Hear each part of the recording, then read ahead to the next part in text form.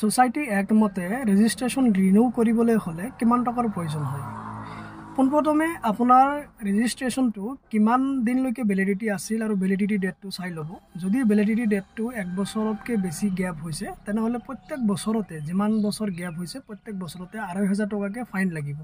যদিও চৰকাৰে বৰ্তমান ঘোষণা কৰিছে মিছন বসুন্ধৰাৰ কাৰণে ছ'চাইটি বা ক্লাব সংঘ NGOবিলাকৰ কোনো ধৰণৰ ফাইন বা তেনেকুৱা পেনাল্টি লেট ফিজ নলয়, কিন্তু এতিয়ালৈকে কাৰ্যকৰী হোৱা নাই। গতিকে আপোনালোকে যিমান দিন লেট হৈছে প্ৰত্যেক বছৰৰ কাৰণে 2,500 টকাকৈ ফাইন আহিব, 2ৰ পৰা 2,500 টকাকৈ ফাইন আহিব।